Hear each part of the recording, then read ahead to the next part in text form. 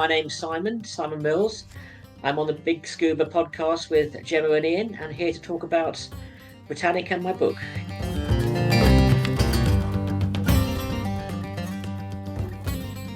Hello, welcome back to the BiG Scuba podcast. My name is Ian, and with me in the car is... Hello, my name is Gemma. Welcome to the BiG Scuba podcast. So here we are at our local sailing club. And we're about to go for a paddle. It's Easter Sunday, and we thought we'd just do a quick recording as we have a new episode out, which will be out tomorrow, Monday the 21st, Easter Monday in the UK. Monday, yeah. Right from the top, actually, before we go on, we should say that these episodes are sponsored by the lovely people at 90. They are... Beyond Technical. They are. So thanks for downloading this episode, and thanks for sticking with us for another one. And this is episode 201. Unbelievably, we broke the 200. Yeah. And if you wonder what these podcasts are all about, we speak to people of the watery world, divers, explorers, photographers, artists, astronauts, anybody connected with the watery world, either on top of it, under it, by it. So if they've got an interesting story to tell, then we will definitely... And this week is no different because this week we are talking to Simon Mills, and Simon Mills owns the Britannic, so Titanic's sister ship. Funny enough, this week has been the anniversary of the sinking of the Titanic, yep. Isn't it? On the 14th of April. Yeah, and 1912. Yeah, and the Britannic is actually on the seabed in Greece. Yes, yeah. So unlike the Titanic, the Britannic is at technical diving depth at about, I think it's about 118 metres, isn't it? Yeah, and I think it's the first time we've spoken to somebody that actually owns or has rights to a wreck. Yeah, how about that? How do you own a wreck, and how do you get to own a wreck like Britannic? So stick around, and we'll be asking him exactly that, because it was one of the main questions I had to ask. It's like, how do you get to own a ship like that, a wreck like that? And of all the wrecks to own, that is quite a fundamental one to own. It's huge, yeah. Isn't it? Yeah. And the Olympic has gone, was the other sister ship, and that's the first of the three. So Olympic got scrapped, Britannic got sank, and then we all know what happened to Titanic. Yes, it might end with an iceberg. Yeah. I sometimes think about that, and you think how deep that is, that ship. The Britannic or Titanic? No, Titanic, yeah. It's like nearly 2.5 miles down. It's incredible, isn't it? Yeah. Yeah. So. And there's actually, just talking about the Titanic, if anyone saw, some recent 3D scanning that's just been released and made public as well. That's incredible. Showing, the latest pictures from it, and how it's decaying, and sadly it won't be around for much longer. No, right. But you can't just imagine the pressure on the hull.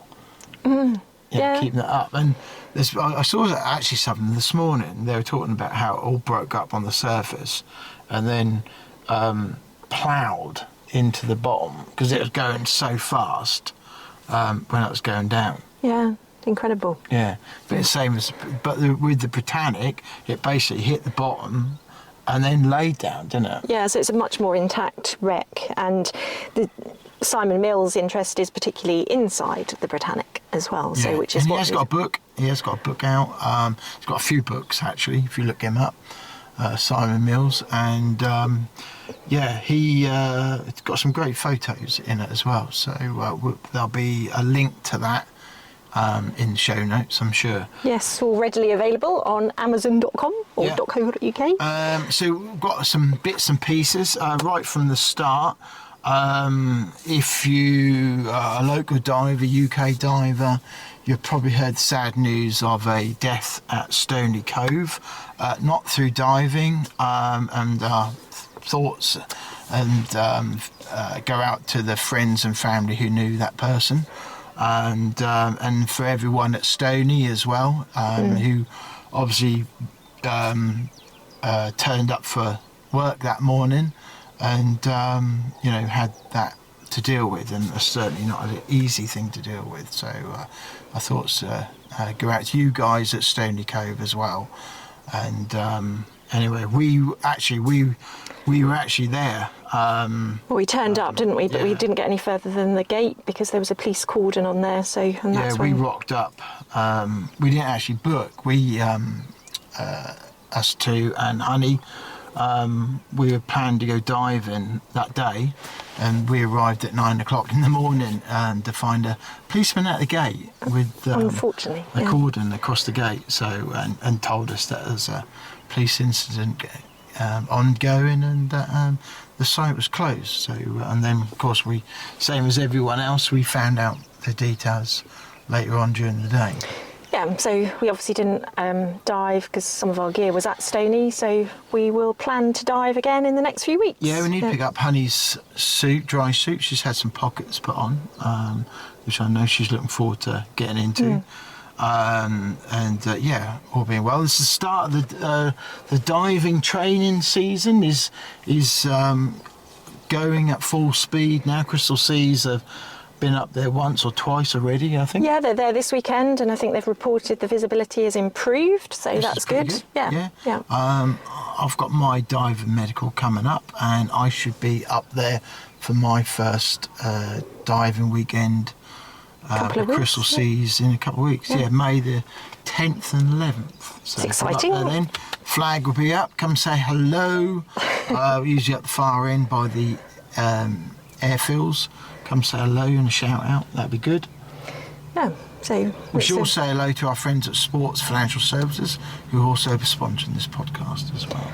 Yes, and Sports Financial Services specialise in life insurance for those involved in the more dangerous sports like scuba diving, mountaineering, climbing. So if you have any doubts about your current life insurance not covering you, then look up Sports Financial Services and get a free consultation and quote, and you may find you need some extra cover. Yeah, exactly. We also need to give some shout outs to some people who are doing some fantastic things. Now, Sammy, our good friend from Lundy Divers, he's moving on in the world. He's got a new job with the RNLI, hasn't he? Yeah, he has. He's been with really cool. Lundy for 10 years, since he was 13, I think. So he's literally... Has he been asleep for most of it? Yeah, he does like sleeping. How's he going to get on in the Coast Guard? The Coast Guard. RNLI. How's he going to get on with that? Yeah, but that's really good because he has been part of the Ilfracombe lifeboat crew for some time, and it's good to see that he's pursuing that as a real career. Yeah, it's really good. So sticking with Lundy diving, also Ben's sister Gemma, she has also signed up for a Channel relay swim. Which is really awesome, isn't it? Yeah. So she's a scuba diver, loves travelling as well. So we see her in lots of exotic places underwater, but she's going to do the English Channel. So it'll be interesting to see how to go about swimming that great big channel. Well, I think it was a relay of 4, possibly. It's a long way. It is a long way, yeah. A long way. Yeah, and I do remember seeing people who have swum it, and it's... the channel's murky, let's face it. Tidal, rubbish, traffic, big ships, huge ships. Lots of little boats as well. Yeah. So. Lots of little boats. Yeah. So, but yeah, good luck to Gemma, and we'll put a link so that if you're interested in sponsoring her, you can make a gesture and support her. Cool, okay. Who else we got to give a shout out to? Well, McConks we are on their paddle boards this season, so we've got them in the back of the cars at the moment, and we're heading out on the water shortly. So if you look McConks up, you can use our code, the BiG Scuba 2025, for a nice little discount. They do paddle boards, you can buy paddles, dry robes, so they've got lots of accessories as well. So have a look at their website and see what you can find. Yeah. And also, we are sharing bits and pieces from Fourth Element as well as we go, so you might see some of their stuff pop up on our feed. Yeah, lots of good stuff. We posted in the week about the new, the Seeker mask is back in stock, so that's quite a cool looking I've used mask. that Seeker mask. Nice mask, actually. Yeah. Yeah, it's nice detail on Yeah, and English company and very ocean positive values, which we support. Yeah, it's why we like them. We like them. Yeah. So I think that's everything, isn't it? And just to say thank you to Narked at 90 for sponsoring this podcast. And we will let you listen to Mr. Simon Mills. Yeah, let's get him on. Yep, so Mr. Simon Mills talking about his ownership of the Britannic and his book that's going to be released, and it's called Inside the Britannic. Well, welcome to the BiG Scuba podcast, Simon. Yeah, welcome. Thank you. Yeah, it's great to have you on. And obviously we know that you've got a book coming out about the Britannic. But how did your connection to the water begin? My connection to the water, I suppose, probably started actually with the Britannic. I became for want of a better word description, the owner of the wreck, or the custodian, whatever you want to call it, in, I think, the mid-90s, 1996 it was. And that's when I think I really began to sort of get more closely involved with working in the water, shall we say. It's because of the Britannic that I was realizing if I want to do a project on the Britannic, like it or not, and trust me, there's an awful lot of mistrust when I started out on this route, but I was very, very anti-diver. But I thought to myself, Simon, if you want to sort of achieve what you need to achieve on the Britannic, like it or not, you've got to work with the dive world. But I found out, generally speaking, that it wasn't quite as terrifying as I thought it was going to be. I mean, broadly speaking, we both wanted the same thing. I wanted the information from inside my wreck. They wanted to get access to the largest ocean liner on the seabed. And it seemed like, cutting cards with the devil, shall we say. I realized that if I wanted to get where I wanted to get to, I needed these people as much as they needed me. So that's kind of how it started out, gradually working my way into the diving world. Yeah. So had you not had any time underwater beforehand, before the mid-90s? Absolutely none, no. Oh, right. I mean, I suppose my first underwater experience, if you want to call it that, it was on the Britannic in 1995. We were using the NR-1, which was an American nuclear-powered submarine, search and rescue kind of stuff. That's the first time I'd actually been to the bottom of the sea, was actually inside an American submarine. But no, I'd never actually done any diving before I bought the Britannic. I really came to it, I'd never done any diving. I'd never done any archaeology. I knew nothing about putting an expedition together. But apart from that, I was perfect for the job, if you know what I mean. I'd done the history, and that was about it. Yeah. But I had absolutely no in-water experience at all. So was you like was you interested in Titanic first before you got into Britannic? Not really. No, this is one of the things that actually surprises people. I was never really that much into Titanic, but what happened?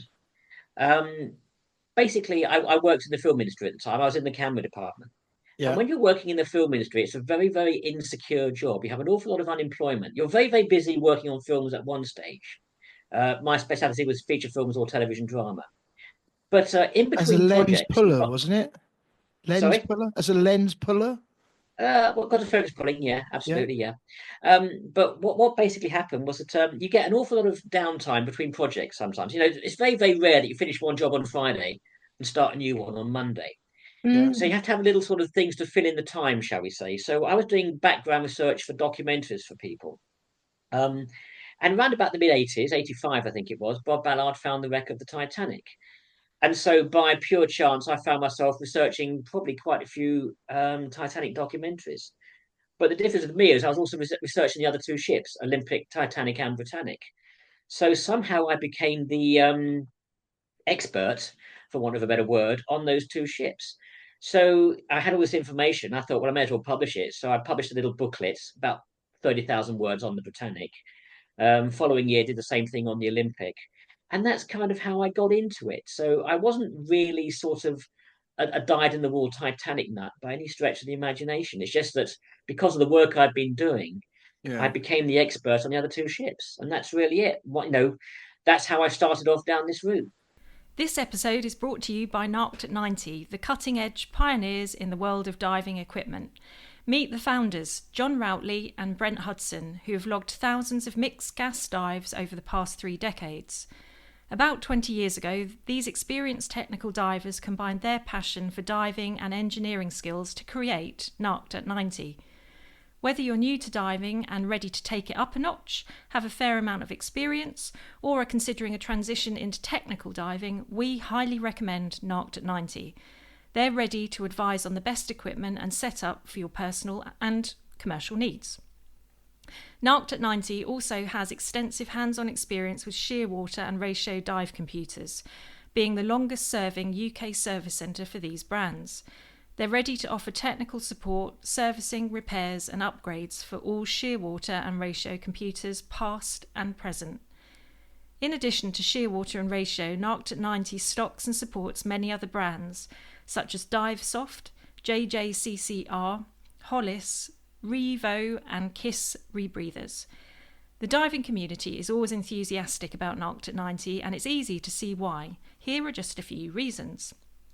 Full head servicing for rebreathers from various manufacturers, bespoke cable assemblies, advice on specific fitting requirements, suggestions and guidance for home builds, computer laser cutting and engraving, CNC milling and turning, pressure testing to simulate 400-metre dives. We're thrilled to partner with Narked at 90, a company that has ignited so much passion for diving and has been incredibly supportive and innovative in producing and selling dive equipment. Visit narkedat90.com to see why they're a renowned name in diving. Stay updated on their insights and offers by following them on social media. Just search for Narked at 90 on Facebook, Twitter and Instagram and hit that follow button. Well, we'll talk more about Britannic in a minute. Let's talk about your film work. So what is a lens puller? What does that mean? Because for most of us won't understand Well, what the that camera crew, I mean, you have the director of photography. The camera crew is a very, very eclectic group of people, basically. There's 5 or 6 people in the camera crew, you know. When you're on tight lenses or whatever, you have very little depth of field or whatever. You have to pull focus with the actor as they move from A to B. It's very easy on a nice wide angle 25mm lens where everything is sharp. But when you're pulling focus on an 85 or a 135 and you're right un- in there, you know, the slightest underwater? move and it goes. So, you know, the clapper loader will load the film, the focus puller pulls focus, the operator will compose the frame, and the lighting cameraman basically lights the set. So as I said, you know, it's real teamwork. It's not just one person sort of actually Yeah. filming any one sequence. It's quite an involved process. Mm. And this is underwater. No, this is on the surface. Underwater, you have a smaller group of people. Basically, you have the operator, and sometimes you have a focus puller. Sometimes the focus puller will work in the water. Sometimes he'll be pulling focus on a remote control, looking at a video screen alongside the set or something like that. There's different ways of working in the water depending on who your underwater cameraman is. Right. I mean, I told you about Mike Valentine a few years ago. I was working with Mike, and we started off really with sort of set focus, dome port focus setting. You know, didn't even move the focus control. Then I found myself doing a job with him one day, and I had to sort of create this underwater follow focus mechanism from a float bag, for want of a better description or whatever, so you could pull focus with the actress in the water. It was Halle Berry on Die Another Day. And of course, Mike goes off and completely redesigns his camera system or whatever. So now his system is a focus puller sitting on topside, looking at a screen, just tweaking the focus by looking at the screen. Wow. There are different ways of doing it, and as long as it comes out in the end, who cares? Yeah. Yeah. Yeah. Yeah, And it must have been amazing working with, you know, stars like that and having that kind of transition from land to water. Yeah, as I said, it was purely accidental. I mean, when I got hold of the Britannic in 1996, yeah, 96, the intention really was to keep everyone away from it. But then I realized, like I said before, I had to work with divers if I wanted to get the information that I needed. And Mm. someone said to me, well, in that case, you better get to know divers. And so you may as well go and learn to dive. And so I thought, well, okay, I may as well go and learn to dive. And I did. Nothing special, just advanced open water PADI. And then one day I found myself working on some film. I've forgotten which one it was. It must have been about the spring of 2004. And someone said to me, "Here, Simon, you dive, don't you? They're going to be needing lots of underwater people for Harry Potter in September. If you can get your HSC by then, you'll be on Harry Potter."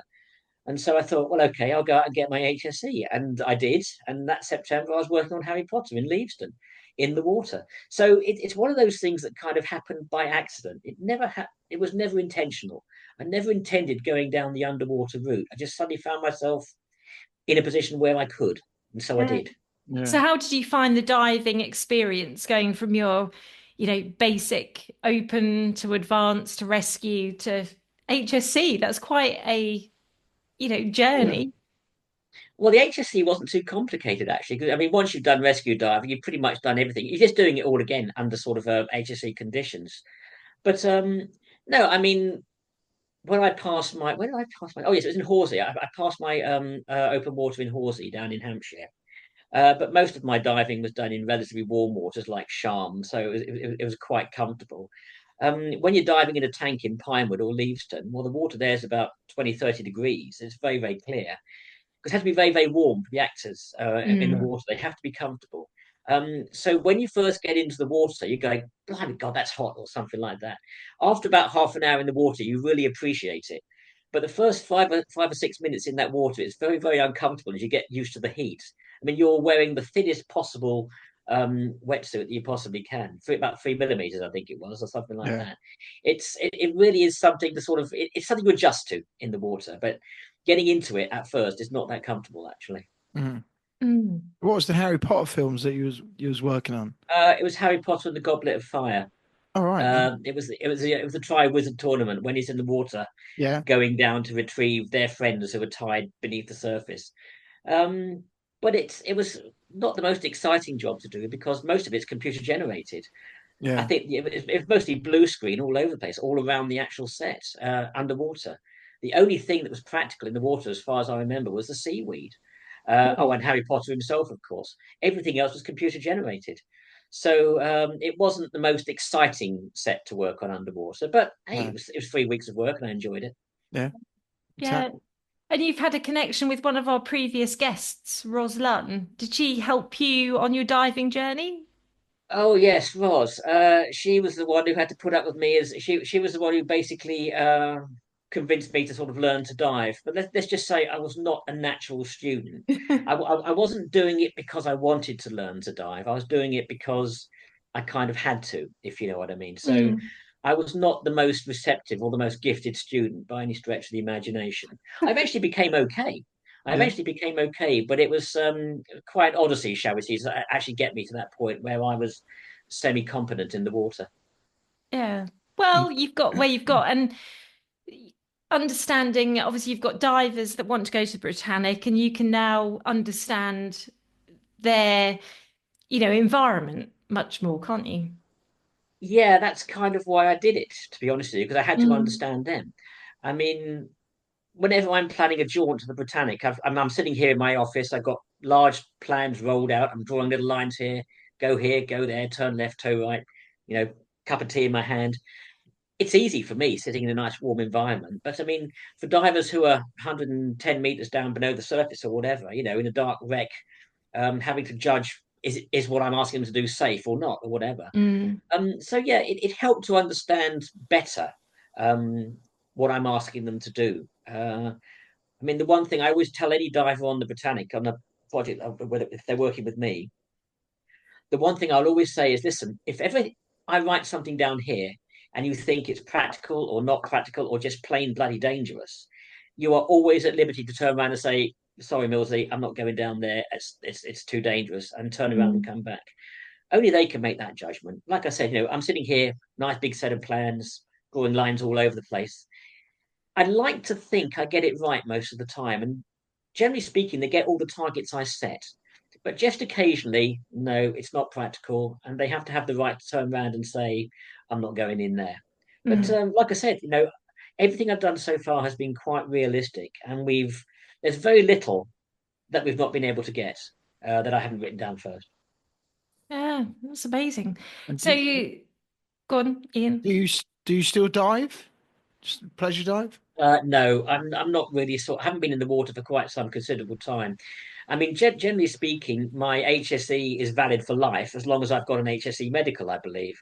Yeah, So I suppose I could, but I am extremely dive rusty, shall we say. I'd need to do a fair bit of diving just to sort of get myself back into the point where I'm semi-competent in the water again. yeah. I'm happier topside anyway, sort of handling things topside. It's what I do best. I mean, I've never dived down as far as Britannic, and I never will. And my deepest dive, I think, was about 40 meters. I did the sort of the deep Yeah. paddy deep speciality, I think it was. Yeah. But only once. I've never really been down that deep again. Um, 40 meters is still Comfortable in the deep, isn't water, it? but sorry. 40 meters is still deep. That's It still a was long still way deep, down. yeah. It was still deep, but I mean, again, I was doing it in nice warm water in Sharm, where you still had a degree of visibility. Yeah. Down on Britannic, well, it's good visibility on Britannic. I mean, even down at 110 meters, you still got a good 20 meters on a bad day. Mm. I Yeah. think, to be honest with you, the ambient light down there is still pretty good.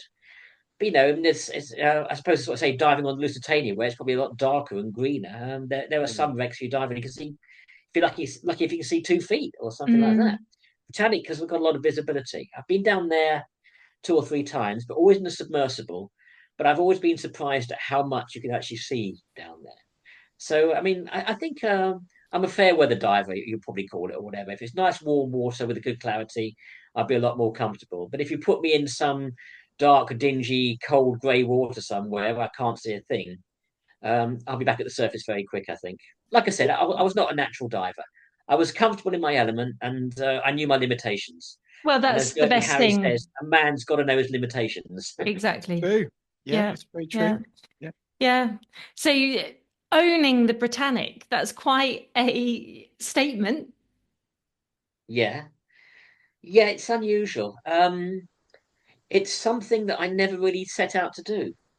It was one of those things. I was talking with a friend in Canterbury, a White Star Line historian, and he was saying, well, I was speaking to the guy who owns the Britannic, which is a guy called Mark Bamford, who, if you've heard of JCB, Yeah. basically the Bamford family owned JCB. It was Mark Bamford who owned the Britannic. Mm. And I was saying, well, that's rubbish because we've got a letter here from the Ministry of Defence saying, no, it's owned by the British government. Anyway, so I thought, well, we better look into this and find out what's going on. And it turned out actually that Mark Bamford had bought the wreck of the Britannic from the British government, the Department of Trade, in 1977, I think it was. Wow. But the Department of Trade hadn't actually told the Ministry of Defence, who by then, back in the 96, were actually responsible for shipwrecks. So I thought, well, I'm going to sort of contact Mark Bamford and just find out how he bought the wreck of the Britannic. So I wrote a letter, stuck it in the post, and thought no more about it. And about a week later, I was having lunch. Well, I was on the tank at Pinewood Studios. Everyone had gone to lunch, and I was just sitting there enjoying the sun. I thought, don't worry, I'll look after the set. So I was looking after the set, and then suddenly the phone rang. I was very annoyed about the fact that someone was ruining my nice, enjoyable, quiet lunch. And it turned out to be Mark Bamford, um, saying yes, I bought the Britannic in so and so and so and so, and that was basically it. And I thought, well, great, Mark, thanks very much. That's the end of the conversation. And I was about to hang up, and he turned around and he sort of said, "I'm selling my shipwrecks if you want them." 'Cause he had about 20 wrecks on the book, on his books, mostly Union Castle liners, I think Why they did were. he buy 20 wrecks? I think he was a bit of a collector. He wanted to have lots of engine telegraphs and ship memorabilia in his on his mantelpiece. I think he All was a right. collector, So but did he have a I don't think salvage he. I team? don't. Sorry. He had a salvage team? I don't think so. I don't think he did much work on any of them, to be honest with you. It's one of those things that he was a collector. It was his hobby. But he was saying, I've done nothing with them for 20 years. Do you want to buy them? And I thought, well, no, not really, Mark. I mean, I can't imagine what I want to do with 20 shipwrecks, to be honest with you. He said, but I might be interested in the Britannic. And that was just the start of the conversation. And about 10 minutes later, when I hung up the phone, his last words to me were, okay, great, no problem. You now have first option on the Britannic. And that was it. So I suddenly found myself sitting by the tank at Pinewood Studios, not a soul in sight, thinking to myself, this is probably the most expensive lunch break I've ever had in my life. I couldn't work out what on earth had possessed me to sort of say, yeah, I'm interested.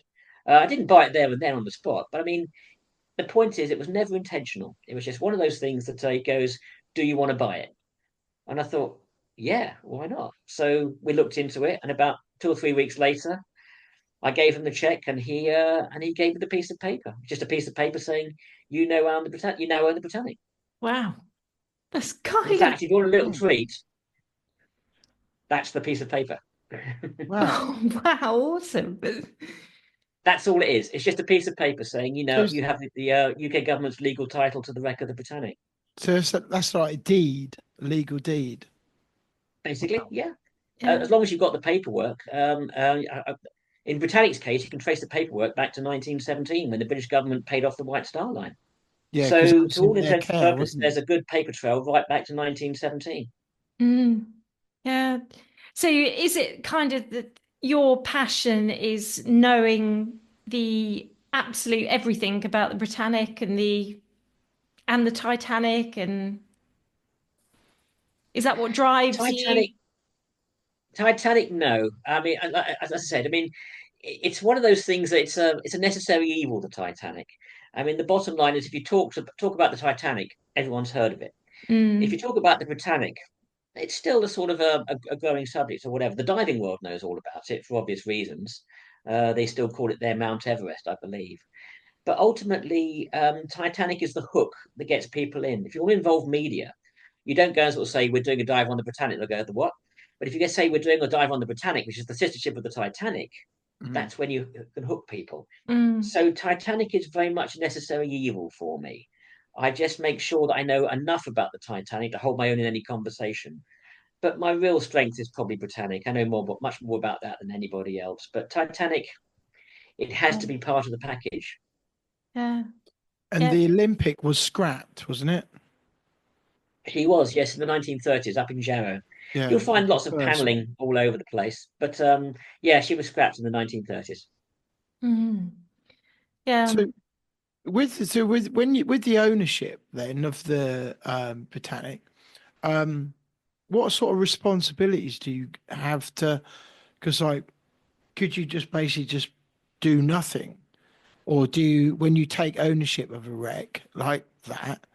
And is there any difference between owning a unknown wreck that nobody knows about, or is to a wreck that's in the diving world quite famous and got quite a lot of history with it? Well, the Greeks take their antiquities very seriously. I mean, Britannica is not in international waters. She lies very much in Greek territorial Yeah, waters. Therefore, while I have certain rights which the Greek government cannot obstruct, I still have to bear in mind that I am in their territorial waters, and therefore I have to work to their requirements. Now, Britannic is still classified as a monument in Greek territorial waters. So, although I own it, I can't just rock up with a bucket and spade and say, "I'm going to go down there and pillage it." yeah, They will stop me in my tracks and say, "No, you're not." But if I turn up with a properly put together archaeological project, that's a different matter. Mm. Then I have rights to sort of move on with that project. In fact, we're talking with the Greeks now about a major project in the spring. The point is, I need them and they need me to get this project done properly. I can't do it on my own, and they can't do it without me and all the information I've got for them. yeah. Mm. So it's a sort of, it hasn't always been an easy relationship, but right now we're getting on extremely well. We all want the same thing. They're planning their museum in Athens, in Piraeus, to open in about 18 months' time, a new maritime museum, What do they and want? hopefully Britannic will be a part of it. But what do they want? Oh, artifacts for display in the museum, I hope. I Mm. mean, we haven't gone in, discussed it in too much detail yet, but I mean, the bottom line is that the museum is going to be their major sort of maritime museum in Greece. It's a national museum, basically. The plan is to open in about 18 months' time. I don't know if they're on schedule or not, but that is certainly the plan. And we've discussed the possibility of putting Britannic artifacts on display in maybe in Belfast, maybe in Athens or Piraeus, I should say, maybe elsewhere. I mean, Mm. it's very much a blank canvas at the moment. There are lots of possibilities. Just going to sort of see what happens in May. Yeah. Yeah. Yeah. So diving wise, the Britannic has been dived quite a few times by divers. Have you been part of those expeditions? In the early days, yes. I mean, it's reached the point whereby I don't want to be involved in every single expedition to the Britannic. We have an agreement with the Greek Effort of Marine Antiquities, that's the Ministry of Culture, which is basically Britannic is open to recreational diving for technical divers, but exterior only. No Yeah. one goes inside, no one touches it. That's basically a requirement by British Ministry of Defence. If you've got a shipwreck where there's loss of life, particularly in war, the MOD are sort of saying, please don't go inside, please don't interfere with it. Yeah. As long as divers bear that in mind and just sort of go down, look, take pictures of the exterior, there will be no problems or whatever. But if people start interfering or going inside without permission, then the Greek authorities will get very tough on them very, very quickly. They'll give them a good kicking, and I'll be happy to hold their coat while they do it. So although I've got certain powers, powers is the wrong word, but certain rights which cannot be obstructed. My powers are nothing compared to the powers of the effort of marine antiquities. They can Mm. really make a diver's life hell if they cross certain lines. Yeah. Yeah. That's it. So were you part of the first expedition when divers went down to the Britannic? Were you on the like Yeah, support vessel or? yes, my first trip was with Bob Ballard in 1996, no, 1995, Mhm. with the NR1. But in 1997, 1998, and 1999, there were three trips. One was Kevin Gurr, the first, INTD in 97. Then it was Nick Hope and the Starfish Enterprise team in 98. And then Jav Jablonski in 99 with his Global Underwater Explorers group. Yeah.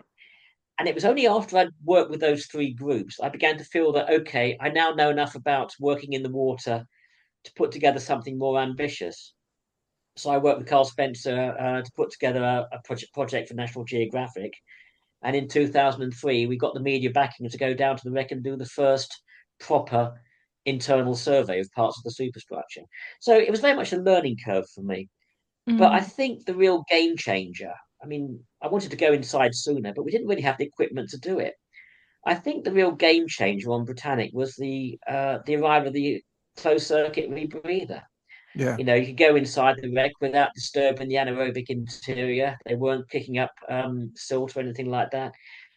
It's the rebreather that allowed us to get more ambitious and go further inside. Before that, we just peeked in, had a look here and there, but open circuit was a little bit dangerous for going inside Britannic at that stage. So the Yeah. real game changer, I think, was the rebreather on the Britannic. And you're not releasing air into the wreck either, which can be detrimental to the life of the wreck as well, can't it? That's exactly it. It preserves the anaerobic interior of the wreck. And also, from a diver's point of view, there's less chance of stirring up silt and getting a silt out and making things more unclear inside the wreck. So it was a perfect piece. It was a wonderful magic box, the perfect piece of equipment that seemed to suit me and the divers. But until the rebreather came along, we were limited and exactly what we could do on and more importantly inside the wreck. Jacques Cousteau went down with air, didn't he, the first time? He did, yeah. I think his bottom time for each dive was something like about 6 minutes or something like that. And yes, it was. They were breathing mixed gases, but it was all there was no rebreathers on the Britannic with Cousteau. It was all open circuit, definitely. But of course, they had the luxury of a decompression chamber lower down into the water for them, so Yeah. they hadn't got the problem of sort of in water decompression, shall we say? But still, they were very very limited on their time on the wreck. It was really they were just glimpsing stuff. They weren't seeing things in detail. He was the first in 1976, I think it was, as a real trailblazing sort of expedition. Yeah. But they were very, very limited by the technology. Mixed gases in recreational diving, it was very, very new. He was the first to use it in Mm. Yeah. the recreational term, I think. Yeah, but it was the rebreather that really changed everything. I think sometimes that get forgotten about in diving is that, and I was talking to our friends at 90 at the Go Dive show, and we're talking about those early rebreather days and really early days for dive computers. And I said to them, it's thanks to those guys going down with great big, machine computers on their wrists and the early dive tables and rebreathers, which they knew. were going to go wrong, so they had to go down with spanners. That people like me and my daughter and Gemma and other people can just slap on a shearwater computer and go for a dive without, having too much. We can just do that Yeah, quite easily. it is part of the psychological problem, I think, of technical diving. One thing I remember when Kevin Gurr was diving in 1997, before the divers went into the water, they were filming the preparations topside. Yeah, And it was noticeable how quiet the divers were, how they were psyching themselves up for the fact that they're Mm. going down to, well, you touch the wreck at 86 meters, but maximum depth 114, yeah, give or take. But it was noticeable how quiet and how much the concentration there was on the face of the divers. yeah, And yet you look at divers today, it's, oh, they're laughing, they're joking, they're slapping it on, they're diving in the water. It's kind of worrying to a certain extent that these people are getting in the water and they've done nothing to actually sort of yeah, uh, have the benefits of the actual sort of the multi-million pound rebreather that they're sticking on their back or whatever. There yeah. are people who have not had to go through the discipline or the hard way of learning what it's like to actually dive on the wreck. That's They're right. coming along, as you say, they've got their computers, they've got their rebreathers, they've got their nice new expensive cameras or whatever. And it's just a psyche of technical diving, I think, that has changed an awful lot since 1997. It Well, is noticeable. It you are makes going to it. get that because of people who've now come into the sport and Mm. maybe won't know about like what the John Chattertons, Richie Colas, the Yeah, guys from NART, what they went through in the 90s to get these things to work. Because, John, we spoke to John, or one of our first guests, about going down to Britannic. And he said, he went down there with spanners because he knew that the system that he was on was going to fail. yeah. That part of I it. mean, it actually did fail on one occasion, I believe. And he was going into the forward tunnel to see if he can get to the watertight door. Um, and I believe he had a fire in the rebreather as he was going in there, or something like had to come out. Um, this was part of the problem. The rebreather wasn't perfected in the late 90s. It was just coming online, shall we say. There Mm. weren't enough people able to use it, and more importantly, they were unreliable. So going inside the Britannic was bloody dangerous, to be perfectly Yeah, frank with you, or whatever.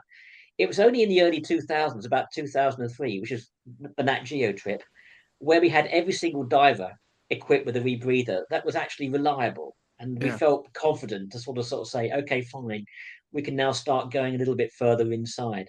But even still, you're still taking baby steps. You're not going too far in. I mean, my own agenda kept changing as well. In 2003, Richie Stevenson was given the task of going into the forward fireman's passage to get to the watertight door. All I wanted in 2003 was to get an image of the open watertight door. But Richie goes in there, he gets the imagery, and then I see that, oh, the boilers are still in position. He points the camera down between the two boilers, and suddenly I want more. I'm thinking, okay, we've got the watertight door. Is there a chance now of going between the boilers and getting to the second watertight door? So every time you have an expedition there, you always come back ticking that box, but sort of saying, there are more questions now. The rebreather made it possible. There's no way we would have got to that second watertight door on open circuit. No way no, at all. no. No, it's real trailblazing stuff, isn't it? It was then. I mean, it's becoming a bit de rigueur now, I think. And maybe that's the Mm. problem. Maybe that is part of the problem that there are too many people out there who haven't paid the price to actually get the technical knowledge of the stuff that they're putting on their backs and getting in the water to. John Chatterton, Richie Kohler. John was there in 1998 on the Starfish Enterprise trip or whatever. They all paid their dues, Yeah, and they have the right to put these nice, expensive rebreathers there because they've paid their dues. They know what they're doing. They're as safe as it can be, and there's never 100% safety in the water. We all know that. But yeah, I respect these guys for sort of taking their time and sort of knowing when to sort of say no, not going in there. yeah. I Mm. agree with that. And I think if they do say no, it's like, yeah, that's fine. Absolutely fine. Because if they say no, you're not going to push it. It's just like, well, that's it. No, never. I mean, the one thing will tell every diver is, listen, I've done this plan here. If you ever think it's not feasible or just dangerous, just turn around and I will never, ever criticize you for it. Mm. Mm. Yeah. Yeah. So you've done several books, I see. Yeah, the new one comes out on Thursday, Inside the Britannic. This is the one I think that everyone's been waiting for. We did explore the Britannic in 2019. That only goes up to 2016, basically. Yeah. And there was so much more still to do. I mean, we've covered the exterior totally. So I'm a lot less protective now about the exterior. I wanted to keep people away from it until we'd finished recording it. But we've now covered the exterior in so much detail that I was focusing more on the interior, which is what the Titanic world wanted to see anyway. And me too, I think. So that's really been where the focus has been since about 2021. We were brought to a massive halt by the COVID Yeah. pandemic. Um, I think basically because this book, which is coming out now, could have come out about 2 or 3 years ago if it had not been for COVID. To be honest with you, Mm. Yeah. but at the end of the day, the problem was that you couldn't fly to Greece, you couldn't actually sort of go diving anywhere, you couldn't leave the country, you couldn't leave your front door sometimes. Yeah. So we lost about 2, maybe 3 years. So this is where we picked up on in 2021. And even then, it was touch and go whether we went or not. But I think what helped there was we got a grant from the Explorers Club and Discovery Channel. And so we thought, well, we can't turn this down, so we've got to go, basically. So I've had it. 2021 was when we finally sort of at the tail end of COVID, shall we say, and we had Yeah. to sort of take all the precautions, the jabs, the tests. We had to do all that stuff. But the dive team wanted to do it. I wanted to do it. I think everyone just wanted to get out, quite frankly. They were so fed up with being stuck inside. So we managed to finally get things moving again in 2021. But we lost a couple of years because of COVID. So yeah, making up for lost time. Yeah, so Yeah. 2021, was that actually another expedition to the Britannic and penetrating the wreck? It was the first proper internal survey. We've been working with the effort of Marine Antiquities. It started with a ministerial letter because Belfast is quite interested as well. Back a long time ago, back about 2015, I think it was. But yeah, we are basically sort of doing a survey with the effort, although they weren't really involved. They were just letting us get on with it. But they will be involved as we go to the more involved, detailed stuff. But no one is allowed to go inside the wreck of the Britannic. No one except me because of my rather unusual circumstances.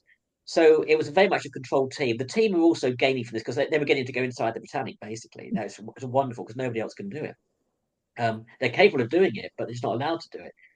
We were going in there with the blessing of the effort and we were doing a proper survey.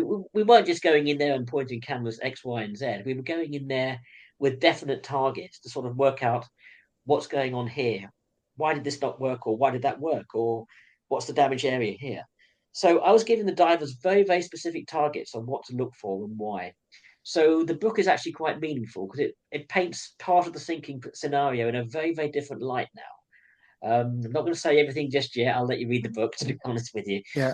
But the bottom line is that it has made me rethink an awful lot of aspects about how the Britannic was lost. And I was supposed to be the expert. I was supposed to be the one who knew everything about the Britannic. But every time we go down there, we find something new that will make me change my outlook slightly, and that's a good thing, I think. Mm. Mm. I've looked at the book and it's very what's the word thorough, isn't it? It's very thorough, structured, and Thank you. yeah, it's almost like an encyclopedia because you can pick it up and read a section and refer to that, and it's yeah, it is. There isn't much left on there which you don't really cover.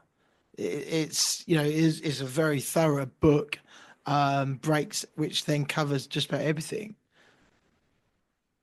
Yeah, thank you for that. Appreciate it. I mean, yeah, it's been a long time in the making, though. I mean, what you're Yeah, seeing there is probably I suppose, over 2 millennia from the 1990s to 2023.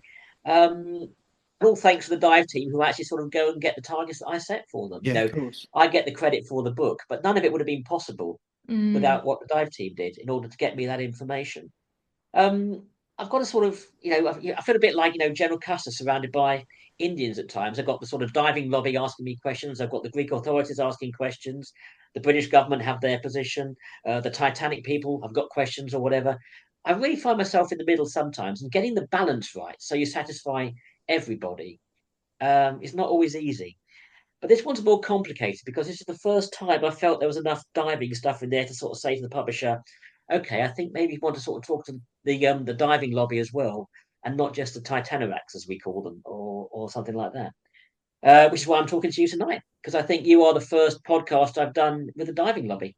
Mm. Thank Yeah. you. It's good to have You're you welcome. on as well and be the first. Do you feel like, because like some of the photos are awesome and it's very, very clear. And we should never forget what it takes to get those photos down at those depths.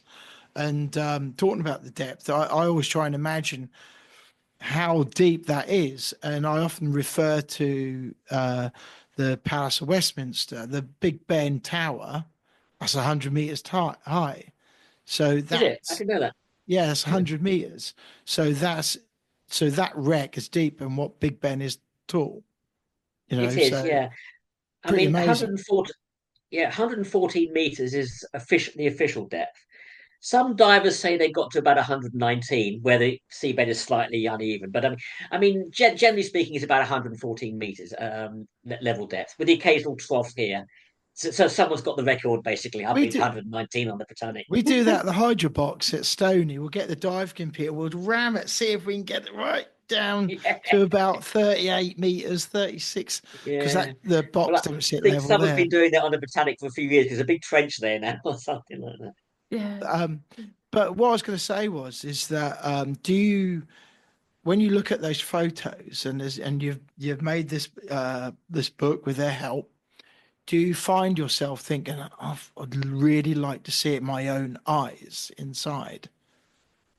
Oh God, yeah, absolutely. You do. Um, I'm just a bit too long in the tooth now to learn to be a I know. technical diver, unfortunately. I mean, I've seen the Britannic from a submersible.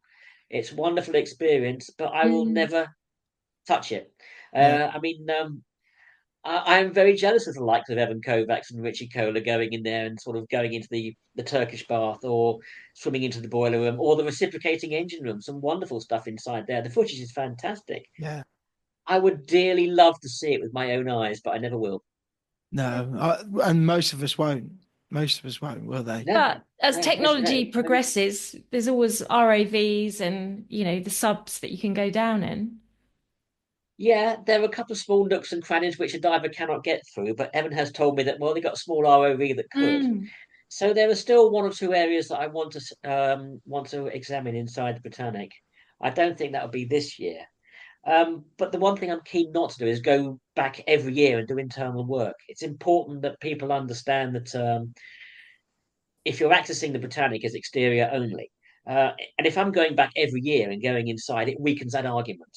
Yeah. Mm. So it's one of those things that I do sort of on a sort of semi-regular basis rather than going back every year and sort of saying, I'm going to go inside this year or next year or the year after. I want to give it a rest as well, sort of Yeah. take time off, reconsider what I want to do next and plan it properly. Because whenever we go back to the Britannic, we've got a pretty detailed dive plan of how and where we're going to do it. It's not a case of going back there and saying, well, okay, we're not been down there, see what's down there. I've been through the deck plans. I think one of the great things is in 2021, was it 23? I can't remember which. We got into the steering compartment, the aft steering compartment. Now you won't see that on the Titanic because it's a devastated pile, but we've actually been into Britannic steering compartment, and Wow. we've now done one end of the wreck from the bow to the stern, and that was like a sort of a magic milepost for me, if you like, or whatever. Yeah. Realised that we've finally done it from end to end. Doesn't mean to say we're finished. There are still areas in there which have not yet been It's a covered. huge ship. No, Massive. Eh? Yeah. it's a huge Oh yeah. ship. I mean, it's 883 feet long. That's what 269 meters, isn't it? So she is big and she's intact. And I remember the kid. I mean, well, there were kids in the playground really, but I remember the day we went on to into the reciprocating engine room, and I was out on the boat that day with the dive team. I don't go out every day because one thing I've learned after years of diving on the Britannic is that watching diving is not a spectator sport. It gets quite boring. But I thought I'll go out one day and I'll just see what's going on.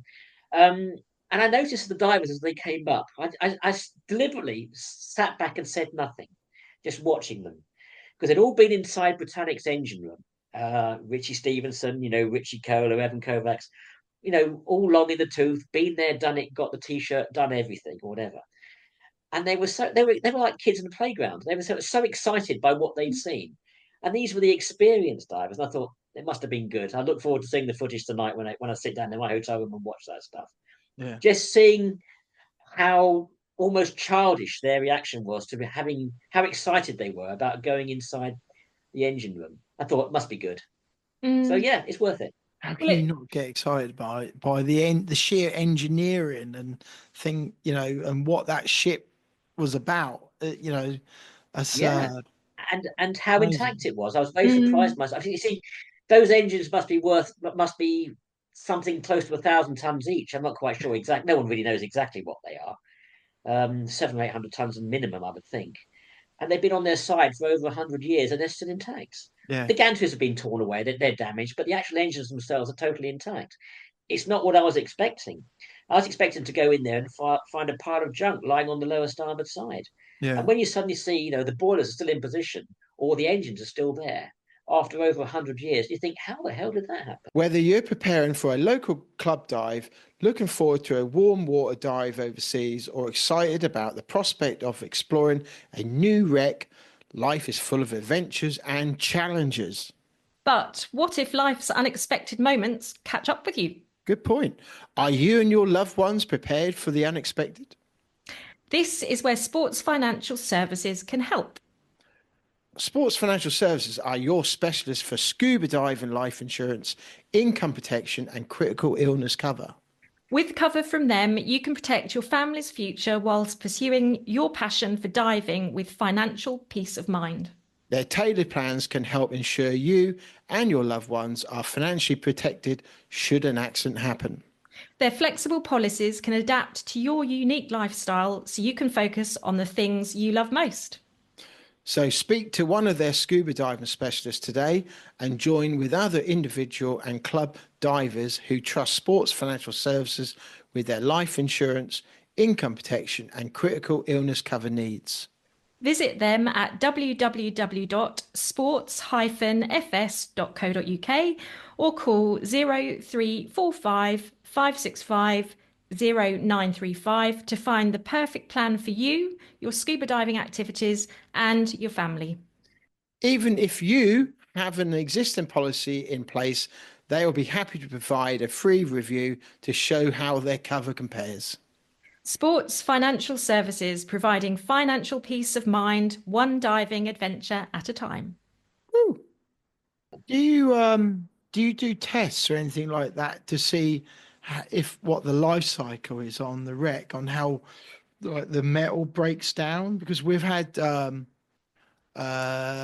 Dave Colon, I think his name, Colon, Colin, yeah, Colin from yeah, Hawaii, yeah. National Park Services from America, and when they were part of his concern is the USS Arizona, the wreck, Oh yeah, and they take samples from that to predict the life cycle because it is slowly breaking down and releasing oil the whole time, and they want to preserve it so it doesn't just crumble away to nothing. So they want to try and preserve it as much as that they can. So do you do anything like that to sort of see how the metal life is working and how long that's how sort of the we life have done. cycle? Yeah, we started doing that in 2003 on the National Geographic funded expedition. Roy Collymore and Laurie Johnston from Canada.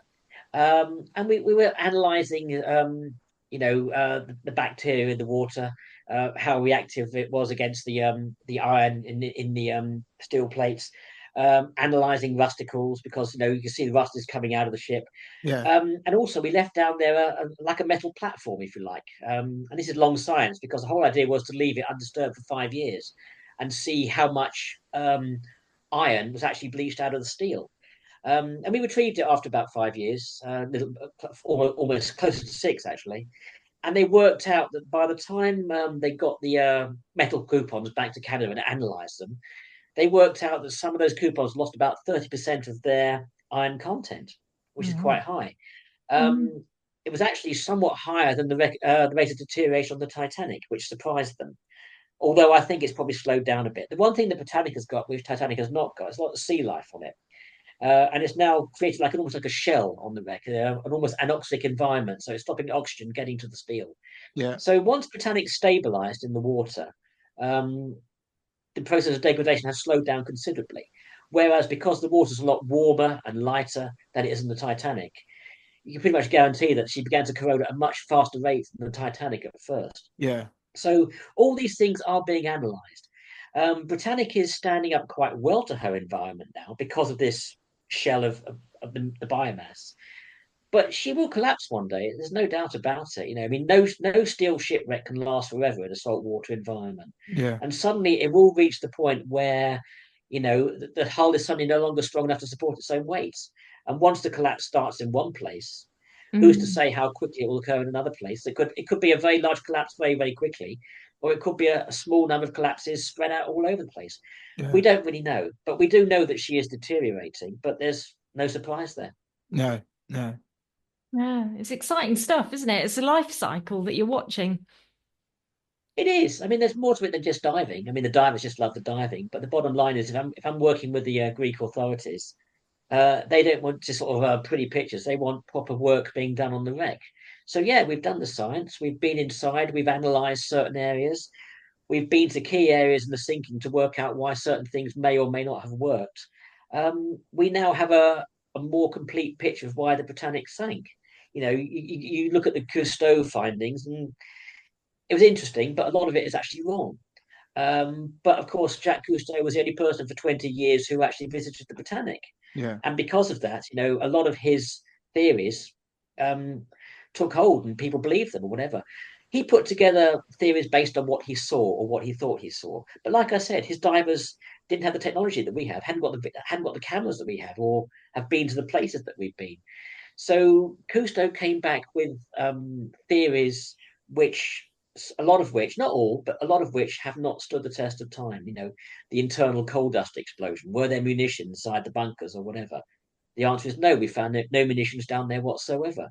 And the coal bunkers were a long way away from where the explosion occurred. But to know he found coal on the seabed near where the hull had collapsed, he assumed that there may have been a coal bunker explosion. These are all things that over the years, gradually one by one, you sort of tick off. No, no, no. Yes, that happened. That's been part of the excitement of it all. Sort of actually sort of working out what really happened, rather than just what people like to think happened. Mm-hmm. Yeah. So do you live, eat, breathe Britannic? No, I don't. Is the answer. I mean, don't get me wrong. I love going to Greece. I always enjoy it, but Britannic is not front and center of my life by any stretch of the imagination. But it does get pretty intense during the 2 or 3 weeks that we'll be on the island, sort of Mm. doing whatever we're doing. Then yes, it's very, very important to me that we go out there and we do it properly.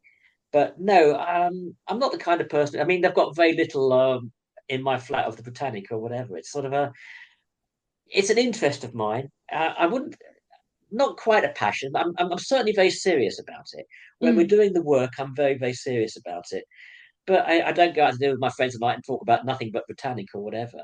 I mean, when I was growing up, and I remember going out with my dad to dinner with all his film friends or whatever, we were talking about film business and actors and directors and whatever, and things like that. It was interesting, but no, I would say that Britannic for me it's an interest. I'm very, very serious about it, but I can switch off. Yeah, yeah. Yeah, so obviously the book is coming out very shortly. And then what's Thursday. the Thursday? Yes. Yeah. So what's the name of the Yeah. book so our listeners can look it up? It's called Inside the Britannic. Yep. So yeah, Good and I title. and I guess it's available everywhere and anywhere. Yeah, it's got an ISBN, so you can buy it in a bookshop direct from the publisher, or dare I say, on Amazon. I wouldn't be at all surprised if Amazon starts sneaking it out a couple of days early or something like that. But yeah, it's out there. It's easy to obtain. Yeah. Yeah. What do you think Jacques Cousteau would think of it if he would know what you've found, and if he could see it now, what do you think would his reaction would be? I think he'd love the technology that we're using. I I do mean, too. yeah, he would absolutely love the technology that we're using. Unfortunately, it wasn't available in 1976. I mean, Cousteau's a bit of a interesting character. On the one hand, he's a bit of a trailblazer. I mean, Yeah, I remember his TV series when I was a kid or whatever. But I suspect there's also a slightly sort of shady side to Cousteau and the things that are brought up from Vex. And of course, you have to bear in mind that when did his dive, he was making a documentary program. So therefore, you go for slightly more sensational aspects. yeah. Now, one of the disappointments that we've had in the last 2 or 3 years is we've had no media backing whatsoever. But the Why is advantage that? of that is, it's one COVID sort of made things rather difficult, and two, it's Britannic is not American enough for the Americans or whatever. If it's Titanic, yes, but Britannic is not American enough. But on the other hand, what that does is it frees you. It gives you an awful lot of freedom, believe it or not. We're doing down there what I want to do. We're not doing what the media companies want to do. Yeah, We're doing what I want Mm. to do down there. yeah, And also the divers prefer it in many ways because when they come back onto the platform, they've not after about 5 hours in the water, they've not suddenly got a camera in their faces or saying, "What's your reaction?" or whatever. So the good thing about it is I've been able to sort of do what I want to do, and the result is the book, rather than what the media companies want to do. But of course, I think we will get the media interest. We've now got something yeah, tangible, and they can get it with no risk, shall we say? Mm. yeah. So it will happen eventually. It will happen eventually, and I'm happy to bide my time and just wait. That's, Because the point is, this internal imagery, they can't get it anywhere else. If they want to no, go inside the Britannic, they have to talk to us. yeah. I've seen a BBC documentary on it, um, where Andy Torbett was part of it. I've seen that one, and I've seen Yeah, the some of the footage by Lee Bishop as well that he showed us when he came on, and some of the the clarity of the water down Mm. there and the blueness of it, amazing. it is good. I mean, one of the things that I found the most eye-popping thing was diving on the Britannic later in the day as it actually became night, and the light all went, and you turn the lights on, and suddenly there's color everywhere. Mm. It's really is two different wrecks. I think it's the best way to describe it. Yeah, It is, as you say, it's very, very blue down there. You're at 85 meters, 86 meters, just to touch the top side of it. So as you know, it's very, very blue.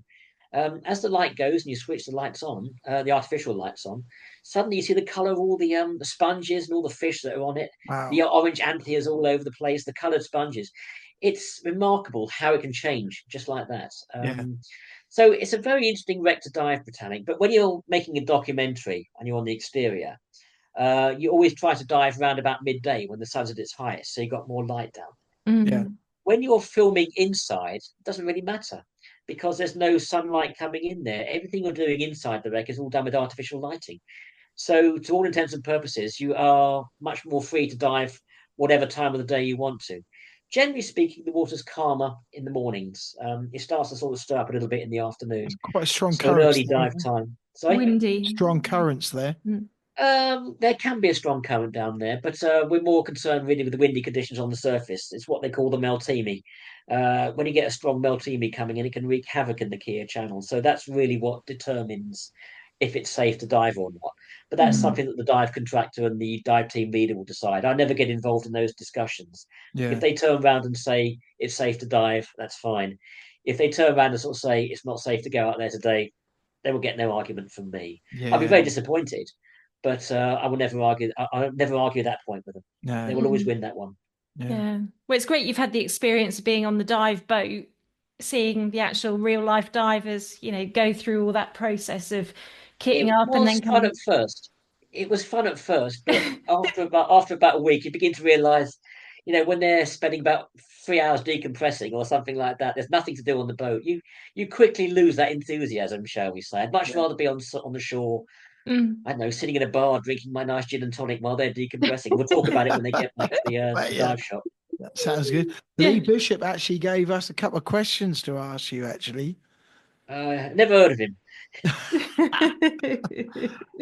One of it was is if you could refloat it, where would you tow it, and why? Well, actually, I had a little joke with Hard on the Wolf about this quite a few years ago. David McVeigh used to be their marketing manager. And I was saying, do you realise that Britannic sank after less than a year in service? That's not very good on Hard on the Wolf's part. And so he wrote that in an email quite carelessly. Yes, we take our warranties very seriously. If you bring it back to Belfast, we'll fix it for you. So I think the Like that. Thompson Dock in Belfast is where I would take it. And then Hard on the Wolf have got to fix it for me. Excellent. Yeah. Nice one. It ain't going nowhere. It's going nowhere. He also asked us to ask you whether you've got a favourite guest. Favourite Passenger, guest? was it? Yeah, Passenger, sorry, yeah. passenger. Yeah. Favourite passenger of the ship. What, on the Britannic? Yeah. Oh gosh, I don't know. I never really thought about that, to be honest with you. I mean, I've spoken with quite a few descendants of Britannic survivors or people who died on them or whatever. They've all got interesting stories to tell. Mm. I suppose the one that stands out most in my mind is the story of George Perman, who was a 15-year-old Boy Scout, who grabbed hold of one of the falls as the boat was pulled into the propellers. And he remembered seeing blood being splattered all over the white side of the ship as the Oh, propellers were no. cutting into the lifeboat, and 30 people died that day. Yeah. So there are certain stories that stand out in your mind. I wouldn't say I made him a favourite character or anything like that. You know, Violet Jessup, the stewardess, she was also in the boat. She was spun around by the propeller and had a badly gashed hip. Um, they've all got interesting stories to tell, and it's very, very difficult, probably impossible, to say I prefer that story to that. You put it all Yeah. together, and you get a much more interesting picture, I think, than rather than sort of saying one story is better than another. But Mm. there are certain things that do stand out more in your mind, like the blood being splattered on the side of the white flags of the ship. But I wouldn't say that made George my favourite character. They're all interesting. Yeah. Yeah. So this book that's coming out, do you go into detail about passengers, or is it more about the underwater wreck? Oh, it's more about the underwater. I Mm. mean, basically, I did Exploring the Britannic in 2019, 6 years ago now, so it's possibly come to the end of its shelf life. Not sure about that. But that was a more personal thing. It's about Yeah. the first third of the book was about the history of the Britannic, and the rest of the book was about how I put together the various expeditions and the effect it had on me to a certain extent.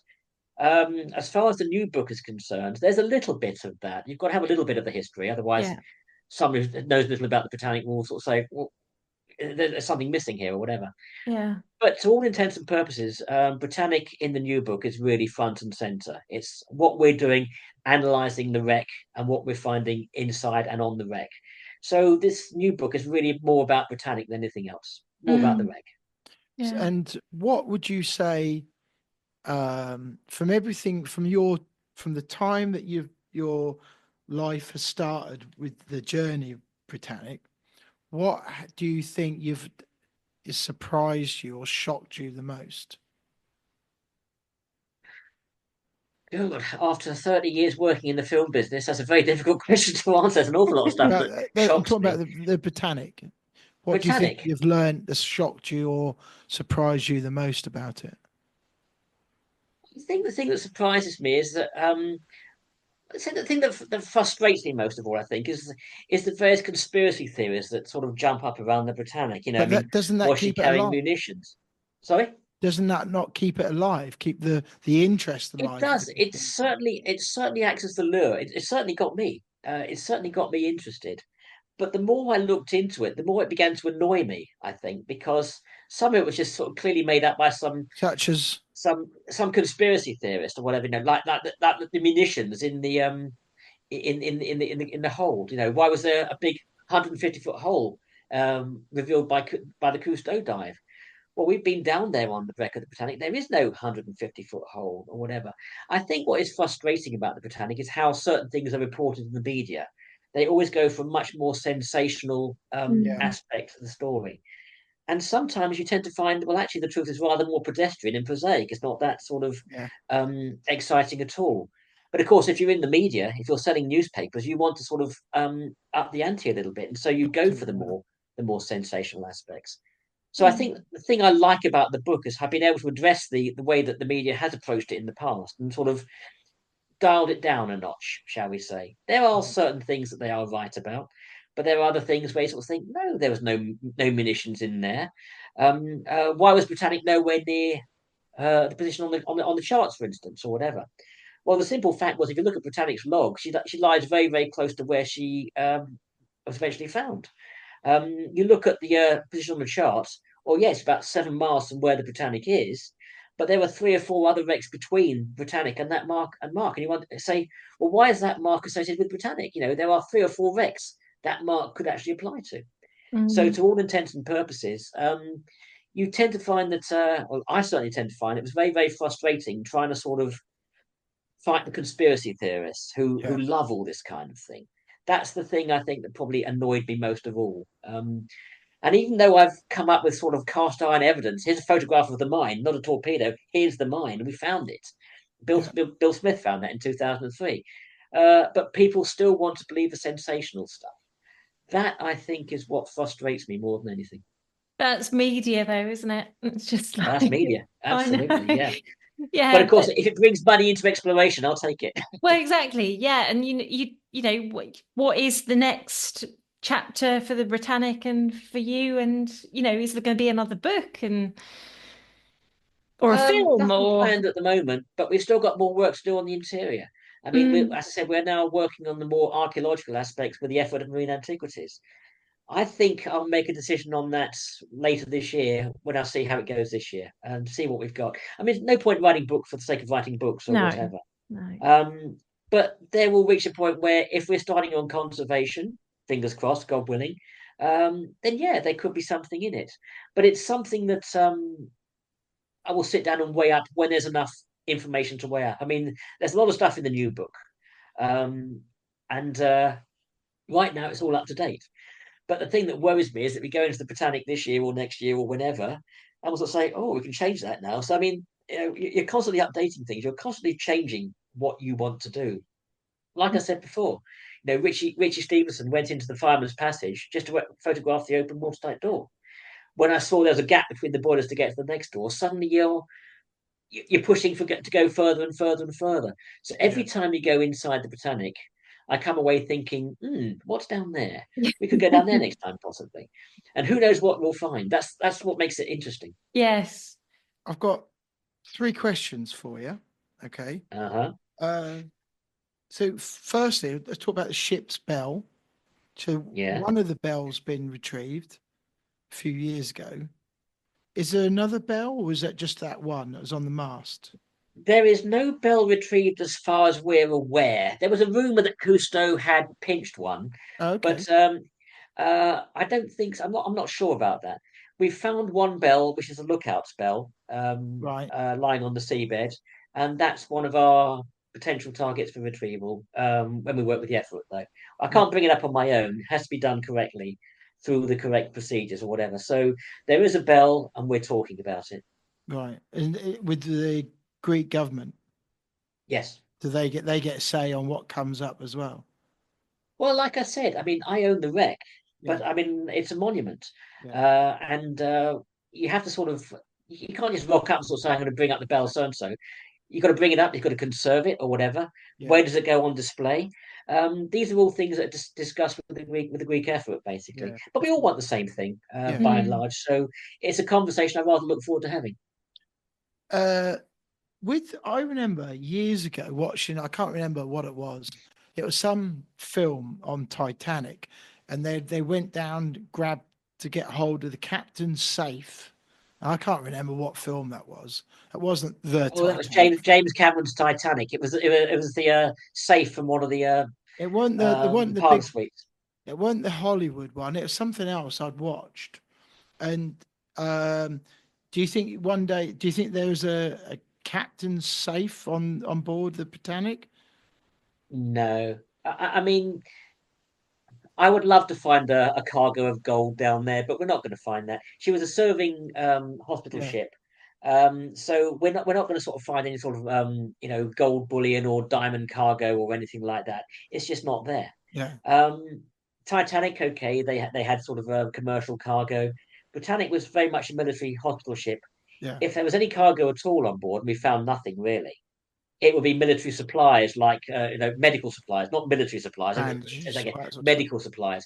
Yeah, Because the one thing we have not found is any munitions or anything like that. There's no evidence whatsoever of any clandestine cargo, yeah, which some people would like you to believe. So yeah, I think that's what I would sort of say as far as that one's concerned. yeah. And the other question I've got is that for a diver who is a rebreather diver, they listen to this podcast, they now buy and read your book and think, I would love to go and explore the Britannic. What qualifications do they need? How much does it cost, and who do they first speak to? Oh gosh, I mean, in terms of qualification, you've Roughly, got me there because roughly. as I said, I'm not sort of totally au fait with uh, all the qualifications for technical diving. What I would say is that I mean the top of the Britannic to toucher is about 86 meters. So you've got to be qualified to at least 90 as far as I'm concerned. Mm. 86 is the shallowest point on the wreck. 114 is the deepest point. You've got to be comfortable in that region. You have to also speak with a Greek diving contractor who's licensed by the Effort of Marine Antiquities. You can't just turn up and dive on the wreck. They have to go through the procedure. Getting a permit's easy now. It's not difficult to get a technical diving permit, but they will want to make sure that the divers who are visiting the wreck are capable of diving in the range from 86, well, call it 90 meters, down to about 115, 120. If the divers, if you're comfortable in that range, then I would say talk to a Greek diving contractor. We use Kia divers. They're right on the island or whatever, so they can sort of supply practically everything that you need now. There was a time when Greece was very, very poorly equipped as far as technical diving was concerned, but now there is somewhere on Kia who can actually assist you. But you do need to know what you're doing at those depths or whatever. So if your maximum depth is 70 meters, you've still got a way to go before you can make the Britannic. Yeah. And So cost be wise, do you comfortable think? between 90 and 140. And cost wise, as a project, if you wanted to, what sort of money do you need to come up with to, get involved in a team like that? I don't know. I've honestly got no idea. I mean, basically, I'm assuming that technical divers will know what it takes to dive to that depth or whatever. I think the great news about being equipped with rebreathers is that it makes the cost of helium that much less or whatever. You're not using nearly so much helium. That was one thing that was very, very expensive, I seem to recall, when we were doing trimix or whatever. But you've got to hire, it depends on how big a platform you hire, how many people are in your dive team. Are you just doing about 3 or 4 people diving from a rib? All these are things that you've got to sort of take into account about Mm. how big a dive platform is. Yeah. If you're 4 people, you don't really need a large dive And platform. then permits must Um, cost as well. sorry? Permits must cost as well. Permits are not that expensive. As I said, we're talking about a simple recreational permit here. We're not talking about a media permit. If Right. you've got media involved, then it gets more expensive, yes. Okay. But if you're Mm. just doing a sort of straightforward recreational dive, it's not a massive charge. But I'm not quite. You have to ask here divers what that would cost. I've got no idea. I never ask. Yeah. So But as I said, do you know when people are actually diving on the wreck? Do you get that notification or is no, I try, as I said, I try not to get involved in too many diving expeditions. If I got involved in every single diving expedition, knowing what's going on all the time, I'd be absolutely insane. It would just drive me completely nuts. Yeah. I don't need to know. I don't really want to know, to be honest with you. Mm. All I want to know is if someone's caught going inside the wreck, then I will get very active very, very quickly, and I will make sure that the effort know about it. As long as people go down there and just go down, look, and enjoy the experience, Yeah. I've got no problems with it. But if I was to get involved in every single diving application, I think I'd be insane. It was driving completely nuts. So no, I think it's where I let the diving contractors worry about that. Do you As long get as they that don't many? harm my wreck, I'm happy with it. Do you get that many requests then? Over the course of a year or 3 year period? What we sort of talking number wise? We used to get a lot of requests. I used to get a lot of requests, but now we've made an agreement with the Greek efforts and the Ministry of Culture, which basically means that approved diving contractors based in Greece Yeah. can apply for a permit, and I don't need to be involved in that. I only get involved if there's a media project or if there's somebody wants to go inside, but they will never ever get permission to go inside. Yeah. A media project, that's when it gets more commercial, and that's when I will want to get involved. Yes, Yeah, of but if course. we're talking about a straightforward recreational trip, no, I don't worry about it. Yeah. Mm.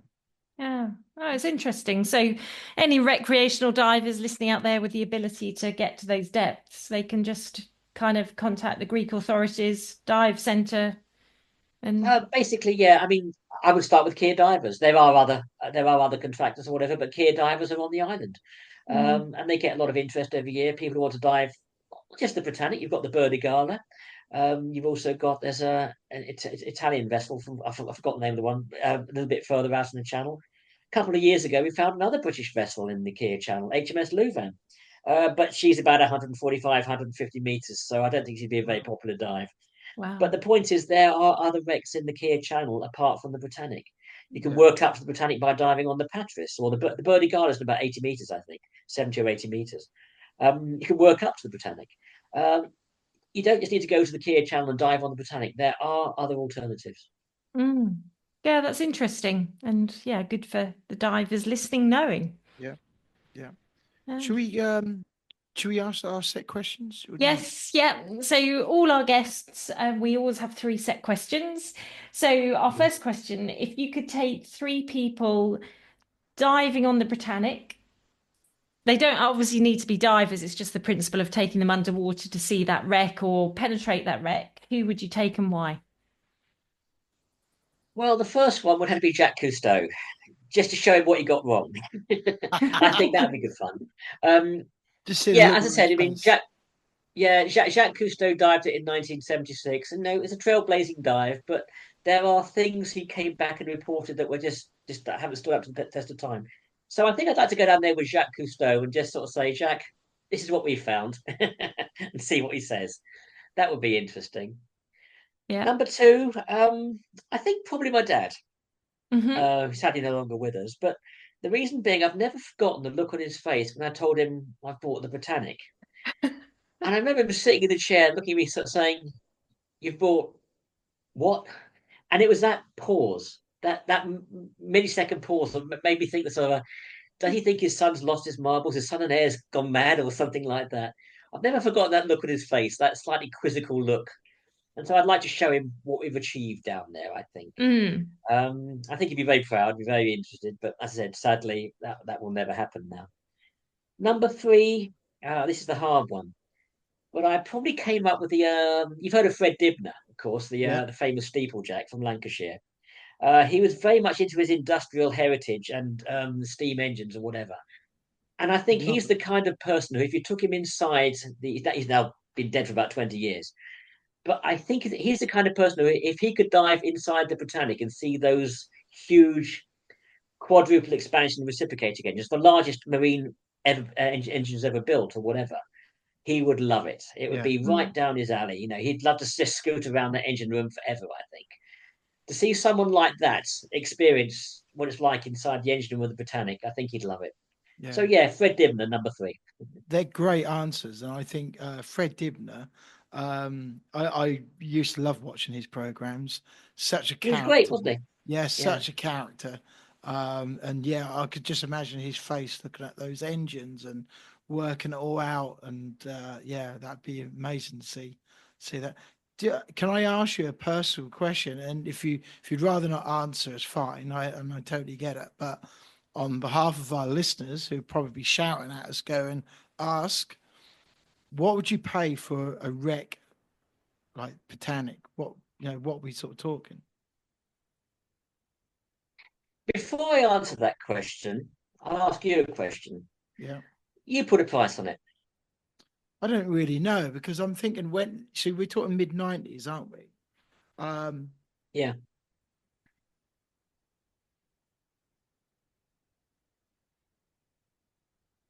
it's a difficult one to answer because The price of a house, or well, back then Well, a house would be it was my midlife crisis, 20,000. shall we say? I mean, when you have a midlife crisis, some guy will go out and buy a Ferrari or whatever. I went out and bought a shipwreck. But to answer your question, when I was speaking on the phone with Mark Bamford, he had 20 wrecks for sale. He wanted to sell them all for £25,000. And I said, well, thank you, Mark, but I'm not really interested in all those wrecks or whatever, but I might be interested in the Britannic. And he sort of said, well, that's the jewel in the crown as far as I'm concerned. So the price I'm putting on that is £15,000. Now, this was in 1996. And I thought, yeah, okay, I've got the money, I'll buy it. So we agreed that price, £15,000.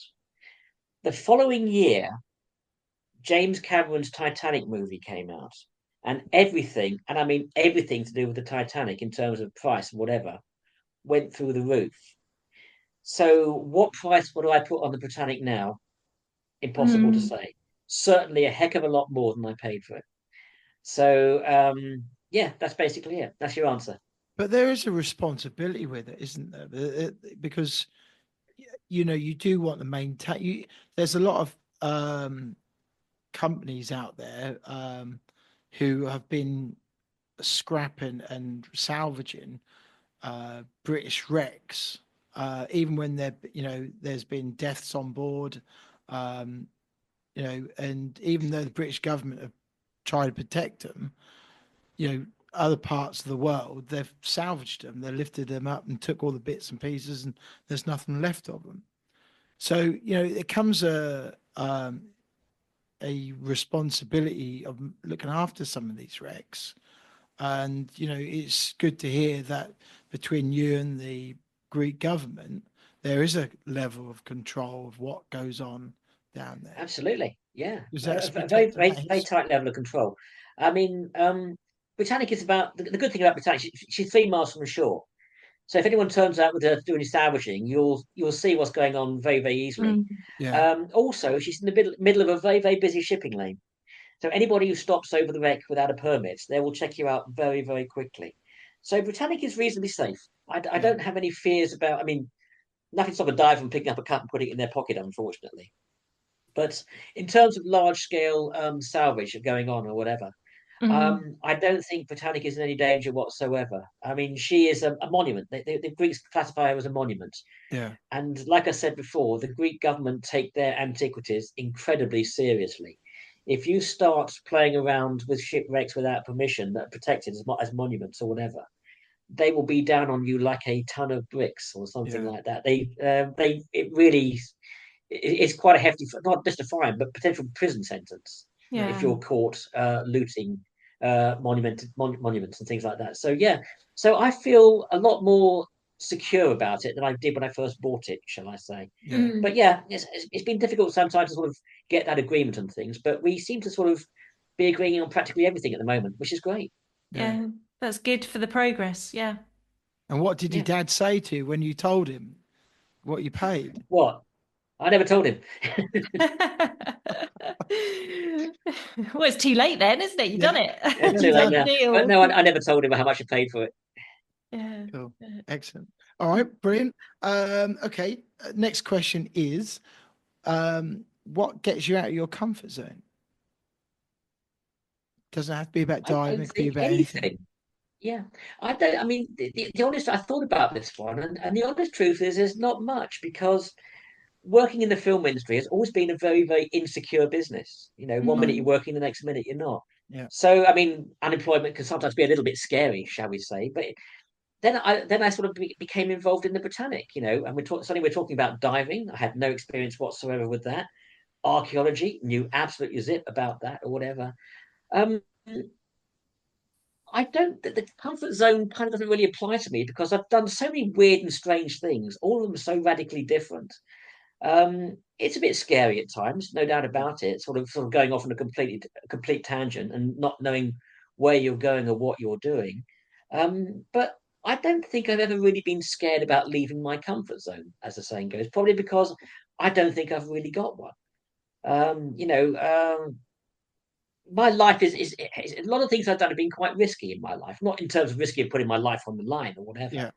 But it's never really phased me that much. Yeah, do I have doubts? Yeah, I certainly have doubts. Sometimes it has been a bit scary. As you say, there's a lot of responsibilities with the Britannic or whatever. Yeah.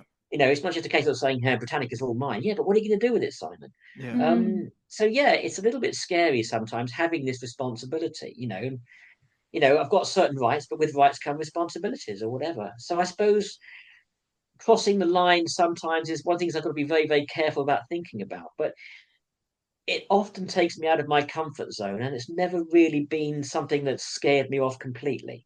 Yeah. It certainly scares me sometimes, but not to the point where I sort of say, "Oh, I'm not doing that." Mm. So Yeah. yeah, Continue comfort on. zone. I'm not sure I really have one. That's fair enough.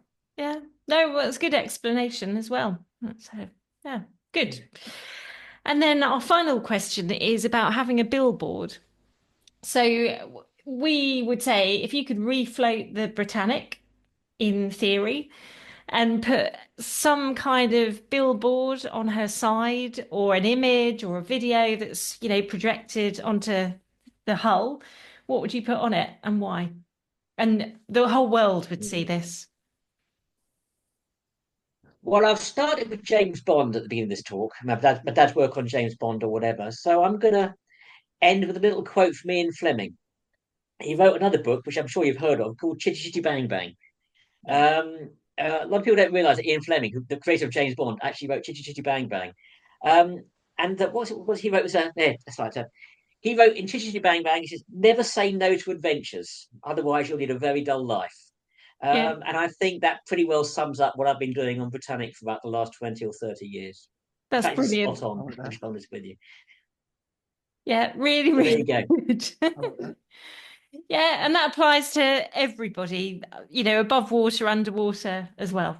I Yeah. think so. I Yeah. mean, divers are kind of lucky with the places they go and the things that they see. I mean, can you imagine spending your entire life, stuck in rush hour traffic, working from 9 to 5 in an office? Mm, That scares me. That really would have scared me. I could Yeah. never ever do that now. So yeah, I mean, I've had a very, very diverse career. I haven't got a single regret. Everything I've done, I've enjoyed. It has been very, very nerve-wracking at times. Sometimes I haven't got a clue what I was doing. I was like an amateur. The good thing about amateurs is that sometimes they don't quite know what they're doing. They got more enthusiasm than the professionals have got, or something like that. But sometimes you pull off miracles with amateurs that professionals just don't see. Because exactly. the enthusiasm is there, the dedication is there. So yeah, I would say that that is basically my ethos on life, if you like. I'm not the Very, most exciting person. I never have been. I much prefer my own company sometimes. I'm a bit of a bore sometimes, to be honest with you. But I'm very comfortable with my life, and I'm very comfortable with what I've done. yeah, that's a good way to be. I I've got think a so. question for you. Um, After owning Britannic for all this amount of time, have you ever woke up one morning and thought, that wreck, I want to buy that? Is there any other wreck you've heard of and you think, God, I would love to own that? No, no. I mean, as I said, Britannic was an accident. I didn't set out to buy it. It was just circumstances. One thing led to another, and suddenly I found myself the owner of the largest liner on the seabed. I never set out to do it. I don't really have any ambition to buy any other shipwreck, to be honest with you. I think this one's enough. It's taken up enough of Biggest. my life already. Mm. That's the biggest as well. Yeah, and it's a It's the dedication biggest to it liner. as well. It's the biggest liner. Well, until they sink the United States, it's the biggest liner on the seabed. Oh, yeah. Although, That's curiously enough, Britannica is the one ship that's had that title three times. She was the largest liner. Then the Queen Elizabeth sank, and then she was the largest liner, but of course she was salvaged. And then the Costa Concordia sank, and then she was salvaged as well. So Britannica is the only ship I think to hold the title two or three times. Come back, shall we say? But no, I'm very happy with the wreck that I've got.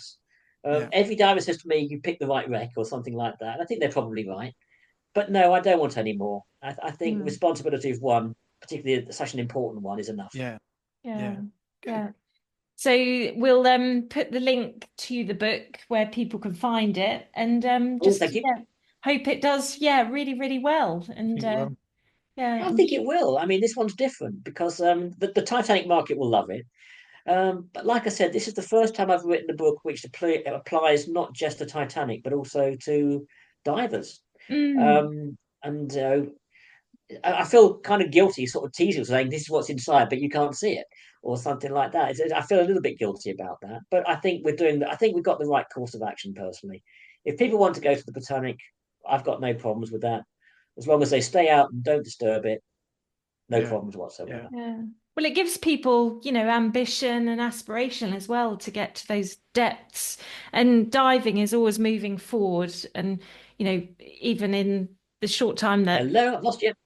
Sorry, I lost you there. You froze for a second. Can you hear me now? Yep. yeah. I can hear you now. Yeah. Yeah. I was just saying that obviously the knowing that the wreck is there gives divers the ambition and aspiration to maybe get to those depths. And, if they're real I wreck guess heads, so. I guess that's, so. yeah. Yeah. I mean, Yeah. I'd like to do it myself, but it's not going to happen. I accept that. But I have been down there. I have seen it. I mean, I remember in 2008, we were working with El Cathay. That's the Hellenic Centre for Marine Research. And we were doing the first biological survey, marine biological survey. And it's the first time I've been down there without a media company or any cameras or whatever. And I was just sitting in the submarine, the acrylic bubble, looking at the wreck or whatever. And this is what 12 years after I bought it. And I think that was the first time I had a bit of time to myself on the wreck. And I looked at it, I thought to myself, I own that. It never really occurred to me in that way before. It just Mm. suddenly hit me in 2008. I thought, my God, that's mine. Um, and how ridiculous is that? Yeah, but it's It's physically amazing. seeing it, isn't it? It makes it more real. Well, I'd physically seen it before in '95. In fact, I mean, I think I must be the only person who bought a record scene in 1996. I could have seen it the previous year with Bob Ballard from the NR1, Mm. albeit through a small, tiny porthole where you couldn't really see very much. But the point is, I had seen it before. But it's 2008 when I'm sitting in this spherical acrylic bubble, getting a good view of the wreck. That's when it finally suddenly hit me that, yeah, that's yours, Simon. Look after it. Make sure you don't muck this up. Yeah, Yeah, yeah. What a revelation. yeah. Was a bit. Yeah, well, that's been really, really interesting. Yeah, having that your perspective on it, and just hope the book does really, really well. And yeah, we'll get Yeah, the, thank the you. media out there and plug it. When you read the As I said, I acknowledgement, mean, sorry? when you read the acknowledgements at the end, there's quite a list of people, and quite a few, quite a few of them we've spoke to, and also familiar names who you Mm. sort of see pop up on other projects and things like that. So yeah, the acknowledgements is worth looking at as well. Yeah, no, I mean, I tried to make sure that I got every name in as possible. I mean, Yeah, I'm sure that over 30 years I've missed somebody, and I grovel in mortification if I have missed anybody or whatever. But as I said, I mean, I wouldn't be here now talking to you if it hadn't been for what the dive team has done, yeah, the Yeah, historians, the illustrators, publishers, media. We spent an awful lot of money down on the Britannic. Not all of it's been mine. A lot of no, it's been mine, but not all of it. yeah. yeah. It could not have been done without the input from all these people. So yeah, it's very, very important to get the acknowledgements right. And like I said, if I missed anybody, I really, really apologise. Yeah, Yeah. no, it's a good book. Good book. And it's a Congratulations. team effort as well. Yeah. That just shows that Yeah, everybody's absolutely. Yeah. skills and expertise brings it all together. And you've got the finished article in this book, which is great. Thank you. Yeah. Yeah. So we really look forward to seeing Yeah. its success. So it's Oh, been thank you. Look, me re too. really good talking to you, and we'll put the links in the show notes. And Okie yeah, dokie. yeah, All right. Well, thank you very much for all your time. It's been really yeah, good You're talking, welcome. yeah. Simon. We'll drop you an email, and just thank you for your time. And it's been really, really interesting. Yeah. So thank you so much. Okie dokie. Okay. Signing off. All Cheers. right. Glad it's Thank you. working again. Thanks, Bye bye. Simon. Cheers. Bye. Thank you. Bye. There we go. So that was Simon Mills, the owner of HMHS Britannic, the wreck. And we want to say thank you very much for Simon coming on and giving us some of his time. And look out for his brand new book. He's got several books, all available in all good bookshops, including Amazon. And it's called Inside the Britannic, Uncovering the Titanic Sister Ship. Yeah. So sounds like it's going to be a popular read, I think. It's like an encyclopedia. So I was going through it, and it's about 200 and off the top of my head, about 290 pages, 288 Mm. pages. And it is very detailed. But if Um, you're a fanatic for wrecks and particularly Britannic, there's a lot gone Titanic, into it. There's a lot gone into it. yeah, And it's not just the writing of that book. It's all the diving that's gone into creating that book. yeah, and we have to remember that and appreciate the effort and the risk and the Yeah. yeah, just the time that's taken to get those pictures from the wreck and all this experience back that he's translated onto the I, page. we didn't talk about it in the interview, but I spoke to Lee Bishop, previous guests, and he was saying, back in the day, back in 20 odd years ago, there was Mm, nothing on the island at Kia. So he had to go down with a lorry with all the gear, tanks, you name it. mm, And that was part of that. That's the difference in expedition and just going on a holiday to go dive. yeah, And it's a lot more involved. And the stuff that they videoed and photoed at the time, is it the right photoed? Um, videography and yeah, everything. you know, all that effort goes into that time, effort, hard work to come back, and that's basically what's on that book. Yeah, it's not a walk in the park at It's all. not. Yeah, but anyway, he was just a quite entertaining guest, I'd say. He was knowledgeable, and obviously he's spent a lot of time. Can you imagine though? Although he didn't really go into too much detail, but how do you tell your dad, because 15,000 mid 90s, It's a that's fair bit of like money. Yeah, 30,000 today, isn't it? Let's yeah. face it. So If it's I'd been his dad, I would have said, "Well, how much did he pay them?" But he was obviously a very respectful dad. yeah. So, I had to ask. no, I think it's good that people, I think we had to ask. yeah. It's a And rude question, but kind of, asking what somebody paid for it. well, he didn't have to You kind of, answer. I know that's why I said that to him. I wanted to, give him an opt out. Mm. But I think it's an interesting question of how much you pay, because how much do you pay for a wreck? But it's I all wouldn't about have no idea.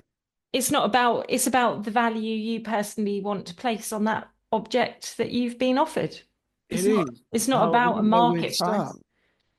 I wouldn't know where to start, because it's like when you watch Antiques Roadshow, you could have somebody with a picture, and you see it on their faces, don't you? And they go, like, "Oh, it's gonna be worth thousands. I've got, I'm paying my mortgage off," and then they go, "Oh, it's a couple hundred quid."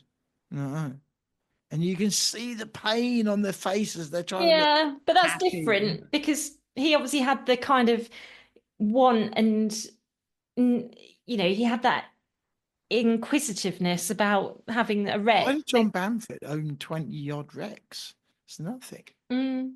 Why would you buy a wreck like that? But everybody's got their reason to buy something. It's not always going to be your reason, is it? Or my I agree. reason. Yeah. Absolutely, I agree.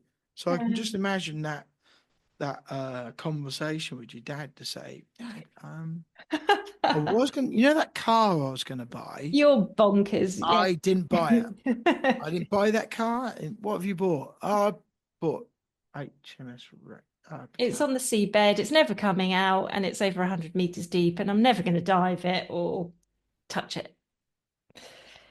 No, pretty But amazing, mm, because it's a piece of history, isn't it? it is history, yeah. And it's also interesting what he said about Jacques Cousteau, obviously saying all the bits that he came back with, it got this big hole in, but we've got to remember he was doing it on a recreational dive.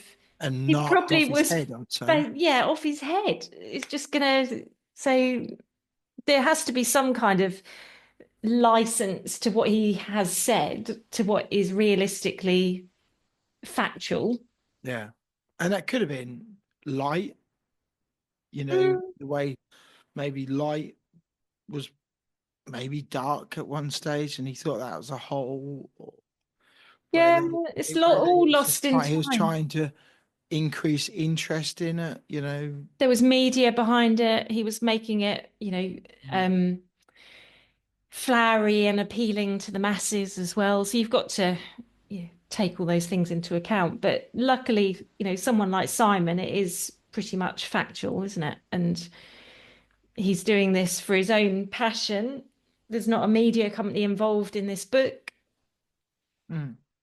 Yeah, it is, and it's good that they've done like samples and stuff like that. So, and he's right. At some stage, it'll turn to dust. Yeah. At some stage, it won't probably be in our lifetimes, but at some stage, it will return to the seabed. It will, and it's not in, a super Same cold same sea, as is what it? they're saying about Titanic. Yeah. Yeah. And when you look at other wrecks and what have you, some of them deteriorate much quicker than that. Well, it depends where they are and what the sea conditions and, the salinity and the temperature of the water. You look at the Baltic Sea and how well preserved some of their wrecks are, and the Great Yeah, Lakes in yeah, America. yeah. And then you look at something like Thistlegorm, how It's that's deteriorated badly. When I dived Thistlegorm, there was a lady on the boat on the ship, dive boat, and she said to me that she dived that 10 years previous, and there was a rail that went round the front of round mm, the bow, and she'd gone, yeah. and dive boats had pulled all that off. That laid on the floor, Mm, and the air getting trapped in the hull and in the holds and what have you, is basically causing all that to rot. yeah. Yeah. So that is a much more recreational, commercial, exploited And that'll break wreck. down quicker than Yeah, it Titanic. will. But there we go. It's all history, isn't it? And it's all interesting stuff. And it's, a huge thanks to these people like Simon that are passionate about it and want to bring it to the masses. And yeah, Yeah. it's not going to be everybody's cup of tea, like, Joe's blogs walking down the street right now. But for the wreck, people that do wrecks and people that are divers and If appreciate. you're into your history and that, then yeah, Mm, yeah, definitely. I yeah. think as divers go, it's hard not to get excited by something like that. Mm, Um, you know, if you've done bikini atolls and you've been to some of these great big wrecks, Scapa and what have you, what's left? mm, You can only see them so many times, can't you? yeah. Yeah. So Um, no, it's yeah, really good. it Yep. is. So We should say thank you for Simon coming on. yep, Mr. Simon Mills, and thanks for Bloomsbury sort of getting in contact about the imminent, well, when this podcast comes out, the book will be out. So check the show notes and order your copy. Yeah. Right now, we should also say thank you to Narc at 90 and Sports Financial Services for sponsoring this podcast. Yes, yep. So thank you very much. And you can look Narked at 90 up. They're very much into the technical diving world, which relates to Oh, our. sorry. I wonder what you're doing then, stripping? Just like, Sharon, I got my Narc at 90 t-shirt. what are you doing? Yeah, so Narked at 90, they specialize in technical diving and rebreather servicing, computer servicing, computers for sale. So look them up at www.narkedat90.com. Yeah. And also look at Sports Financial Services for their general insurance. Make sure you're covered when you go diving, especially if you're going to go down to see Britannic, and you're going to want to make sure you're all covered. Yeah, you're going to make sure your life insurance covers every eventuality that Absolutely. you're taking when you're entering the world of slightly dangerous sports. Absolutely. Yeah. Yeah. That is very true. Yeah. So I think that was. The BiG Scuba Podcast. Thanks for listening. Thanks for downloading, and we'll see you on the next one. Don't forget to share with your friends and give us a follow and give us a like. Now that does wrap up today's episode of the BiG Scuba Podcast. But if you want to hear more from the podcast, make sure you hit that subscribe or follow button depending on what platform you are listening on. That way you will never miss an episode from us. But if you are listening on Apple Podcasts and did enjoy what you heard today, we would really appreciate it if you head to the show page to leave a 5-star rating and review. It really does help us. If you do, please take a screenshot of that review and send it to us on Instagram, and we'll give you a shout out to say a big thank you. If you have any questions for us or anything that has been mentioned in today's episode, be sure to reach out to us on any of our social media platforms or send us an email. The links are in the show notes. We will get back to you no matter what. If you have made it to this point in the episode, we both want to say a big thank you for tuning in, and we'll see you on the next episode.